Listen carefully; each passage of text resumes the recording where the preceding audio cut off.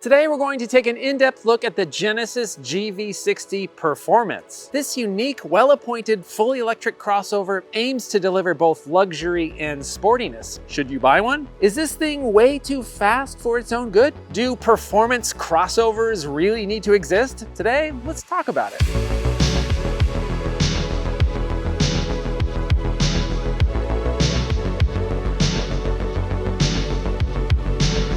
It wasn't too long ago that the humble Nissan Leaf was the only electric vehicle you'd regularly see on the road. Just over a decade later, we have countless electrified vehicles to choose from, including some seriously luxurious options. And yes, the Genesis GV60 is most certainly a luxurious vehicle. But it goes a bit beyond that, with an attention to detail and unique design touches that set it apart from pretty much all other EVs sold today. We get 3 trims in the US market: Standard, Advance, and Performance. All are powered by a 77.4 kilowatt-hour battery. New for 2024 is the Standard rear-wheel drive model, boasting 294 miles of range. The Advance and Performance feature a dual-motor all-wheel drive system, and the Advance provides 248 miles of range, and this Performance gives you just 235. But the Performance model cranks up the power and speed to a level that is borderline unnecessary. We'll get to that in a bit. Now, I'll admit, asking Genesis to loan me this GV60 for a week was a bit of a selfish endeavor. Yes, I wanted to review this car for the channel, but I'm also kind of in the market for an electric vehicle. I use my wife's Prius for carting our kid around. It's great, but it's getting old, and I'd like to switch to a vehicle with 0 tailpipe emissions and use the solar panels on my house to charge the car. We also live in an area with a lot of traffic, which makes much of our driving quite tedious and boring. Given that, I'd like to upgrade to something a bit more comfortable with a bit more luxury. Something like this GV60 might make this monotonous driving a little bit more palatable. So let's take a close look at the GV60 and find out if it's a decent choice for someone that's looking to forget about gasoline and maximize luxury. When it comes to the exterior design, it does seem to be sort of a love it or hate it kind of thing. Some might say it looks a bit silly, a bit unusual, like a frog, or if Pikachu was a car. Personally, I love it. I think I'd refer to this design language as aggressively adorable. It's not a beautiful car, but it's not aiming for that. It seems as though the designers purposely went with an unconventional approach, and at least for me, it works. The GV60 appears to have been made for the person that wants to drive something different than everyone else. Like maybe for someone that would wear a shirt like this in public. Up front, you get the trademark Genesis split headlight design. Down here, the Performance model gives you this silver front splitter. From the side, the appearance does give off more of a large hatchback vibe than it does a crossover vibe. It only has 6 inches of ground clearance, so it feels more like a car with a higher seating position than a big, bulky SUV. The GV60 is a full 7 inches shorter than its sibling, the Kia EV6. It does look a bit stubbier, but that also should result in a car that doesn't feel as huge when driving around. In the back, you get this dramatically sloping roof line with a fixed spoiler that splits the window. And over here, you've got the charging port. You press to open. Right here, it's got a little display for the battery level, and you press this button to close it. Yeah, the 21-inch wheels are kind of obnoxiously large and busy and look like they belong on a boomer's poorly spec'd C8 Corvette, and it has a bit of a strange zigzag on the C-pillar. But overall, I love that they took some risks with the design here. Now, I'm sure you've heard me rant about how car manufacturers refuse to offer cars in fun paint colors. But good news, Genesis actually went beyond grayscale hues and made the GV60 available in a couple fun colors. Thank you, Genesis. But this particular GV60 is adorned in the optional Matterhorn white paint, a $1,500 option for white paint. In all fairness, it's a cool matte white and it looks nice, but I just wouldn't be able to stomach paying $1,500 extra for a white car. I'll take the lime or copper colors, please. Okay, so Genesis gives us a few ways to enter and start the car, and one of those ways is through facial recognition and fingerprint tech. So if you walk up to the car, press this button right here and look into the camera that's right here, recognize my face, and there we go. Opens and unlocks the car. Now if I want to shut the car and lock it, press the button again. It'll stare at my face, see if it works. And it does, it locked the car. That's pretty awesome. At first I thought this was gonna be really gimmicky, but it's pretty neat. So once you're inside the car, you put your fingerprint on the scanner and you'll be able to start it. Now to some that might sound a little creepy and maybe an invasion of your privacy, but Genesis says the data will only be stored in the car. So that facial recognition tech is pretty cool. It's not essential because it's not really that hard to carry your key fob around with you, and you can also enter the car with your phone if you'd like. So yeah, pretty cool, but not exactly a requirement. But once inside, the first thing that everyone notices in the GV60 is the glowing crystal orb in the center console. It draws your eye in and confounds most people not familiar with the car. What is it and why is it there?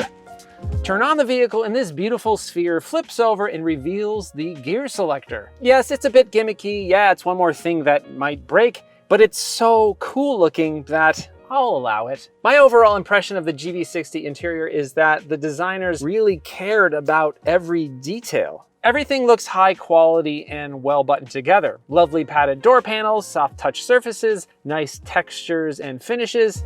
Yeah, it's not quite as opulent as an Audi interior, but it's not a space that an owner would ever complain about. And you may have noticed that most surfaces are adorned in a unique navy blue color. Generally speaking, new car interiors are black, maybe gray or white. Yeah, the blue sort of reminds me of the interior of my grandma's early 90s Chevy Caprice, but it's fun to have something that isn't just boring old black. Up front, we've got heated and ventilated power seats, and on this Performance Edition, they're upholstered in navy blue Napa leather with lime green stitching. Driver's seat is 16-way power adjustable. It's pretty easy to find a comfortable seating position. I'm 6'3" and there's plenty of headroom and plenty of legroom. And if you're stuck at a charging station, you can put the seat really far back for easy napping. It also has a massage feature, which is pretty rare for this price point. No massage for the passenger though, lame. The steering wheel feels good with customizable buttons, which is a nice touch. You've also got this drive mode selector. You can choose Eco, Comfort, or Sport. Plus, you got this shiny green boost button, which we'll get to in a bit. It's hard not to notice the expansive screens up top, one in front of the driver and one in the center of the vehicle. Genesis has a unique user interface and it looks and functions quite nicely. The screen in front of the driver is customizable and relatively distraction-free, simple, straightforward graphics, and limited menu options up here. When it comes to the infotainment screen, it offers touch functionality, but it also provides this rotary knob down here. Once you familiarize yourself with the menus, the rotary knob allows for quicker access to functions, helping you keep your eyes on the road. Apple CarPlay is of course standard, but it can only be used with a wire. The 17-speaker Bang & Olufsen audio system sounds good, but I didn't find the DSP features to be that useful. I think I'd rather just have bass, middle, and treble sliders, and I didn't really like the surround mode either. For some reason, it sounded a bit tinny. But overall, the system is quite powerful and sounds pretty decent. And down here, you have actual physical controls for the infotainment, plus a physical volume control. Now here's one area that I appreciate. The climate control system also has some buttons and actual physical controls. There is a small screen to adjust the location and some other functions, which seems a bit unnecessary. But overall, I like the system far better than what's found in the EV6, which toggles between climate and infotainment controls.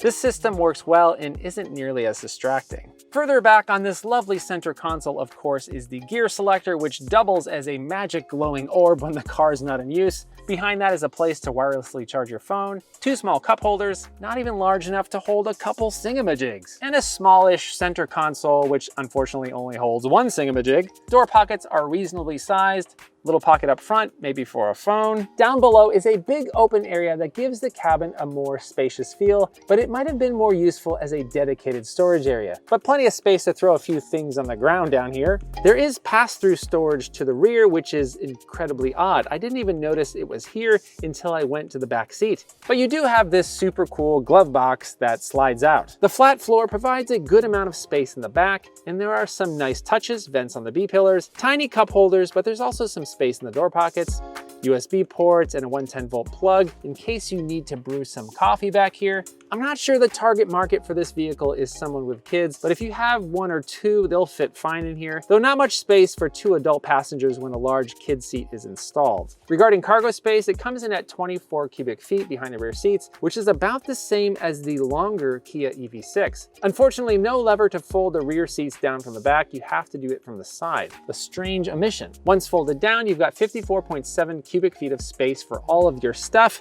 slightly less than the EV6 and the Ioniq 5, but still pretty good overall. And of course, that sloping roofline means you can't put really tall items in the rear. That angle makes the car look pretty sporty, but certainly limits the cargo usefulness.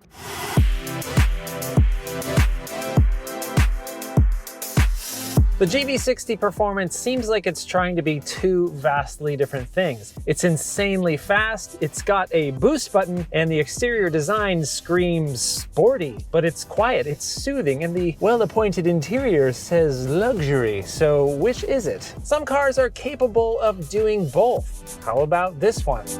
So let's talk about the luxury nature of the GV60. In my experience, it doesn't matter if the road surface is smooth or terrible, the GV60 will absorb these bumps and imperfections almost like they never even existed. It's pretty impressive. It can also use the front camera and navigation to adapt the damping force of the suspension. And as a result, the ride quality is really quite good. We also got some active noise control tech in here, and as a result, the cabin is impressively quiet. It should make long drives a bit easier to deal with. Okay, now that we've got all of that boring luxury stuff out of the way, let's talk about everything that this performance model gives you. Adaptive dampers, specialized handling tech, a couple different braking modes, and a clutch-style electronic limited slip differential, plus 139 more horsepower, bumping you up to 429 horsepower, plus a massive 446 pound-feet of torque. And of course, this shiny, green, extremely tempting boost button, which takes those already insane power numbers and bumps them up to 483 horsepower and 516 pound-feet of torque, available in 10-second intervals. It's absurd, and it will just obliterate your tires. Look, I'm a stupid kid at heart. I love fast cars. I've owned a few of them. The rush of a 3.5 second 0 to 60 time is super alluring. That boost button is just so tempting, staring you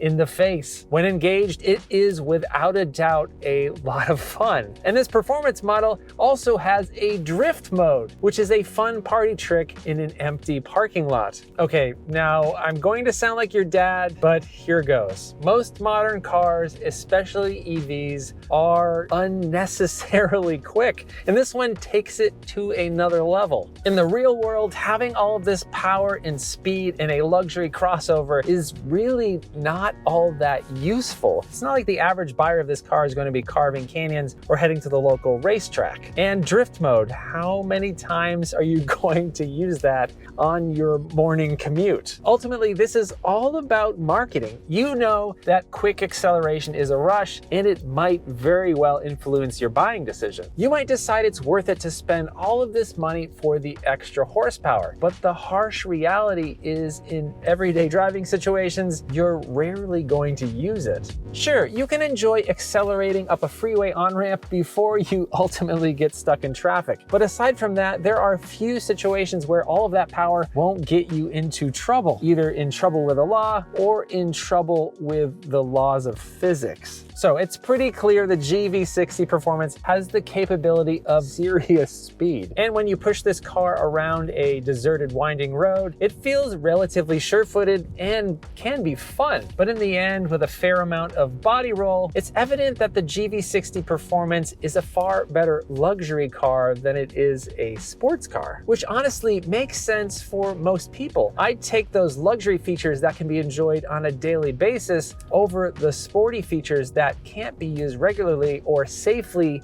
in most driving situations. If it were me, I'd opt for the advanced trim, which is nearly identical to the Performance, but with less power and fewer sport features. And even then, the advanced GV60 is still stupidly fast. The advanced model is rated at 248 miles of range, and this Performance is rated at 235 on a single charge. No problem charging overnight at home on a 240 volt outlet. If you're at a reliable DC fast charger, it can get from 10 to 80% in just 18 minutes, which is pretty impressive. In mixed driving, I'm averaging 3.1 miles per kilowatt hour, which is okay. It's certainly not the most efficient EV I've ever tested, but it's not the worst. And it looks like I should be able to get about the rated 235 miles of range, as long as I don't mash that boost button too much. You also get 3 levels of regenerative braking, which you can set using the paddles behind the steering wheel. You can go from 0 to full regen, which kind of feels like you're driving a golf cart, and when you let off the throttle,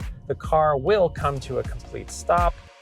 When it comes to safety, Hyundai, Kia, and Genesis have some of the best implemented features that I've used. Everything from the collision avoidance, pedestrian detection, parking assist, adaptive cruise control, to the lane keep assist functions, they all work really well. But you shouldn't let systems like this placate you into thinking the car will avoid all collisions. The best way to not hit another car or pedestrian is to slow down, pay more attention, and be very aware of your surroundings, especially at intersections. It may sound obvious, but sometimes drivers need the reminder that speed greatly increases your risk of crashing. The two most useful safety features here are the surround view monitor and the blind spot monitor. When you use the turn signals, you can see a camera view of the side of the car, which is super useful. And we've got this really cool surround view camera, which is insanely useful when parking and navigating tight quarters.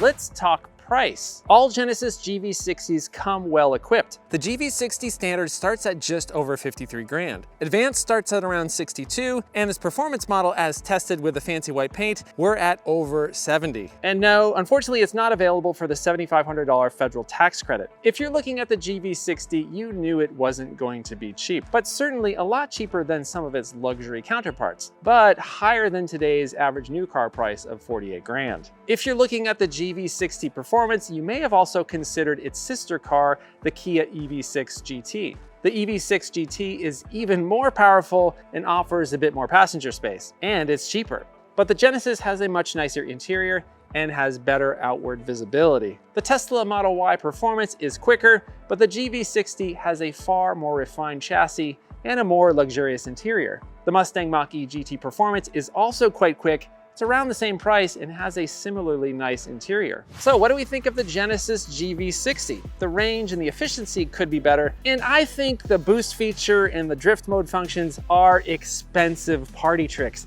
It's not really worth spending the extra 8 to 9 grand for this performance model, especially when the advanced version is already stupidly powerful. But even though I complain about that stuff, I actually love this EV. It's super comfortable, it has great interior tech, excellent safety features, it's easy to see out of by today's standards, it's not too big, I love the design both on the inside and the outside, it has great attention to detail, and you can get it in fun colors. And it doesn't give off snobby, pretentious vibes like some other luxury vehicles. It's unusual, it's unconventional, and it's fun.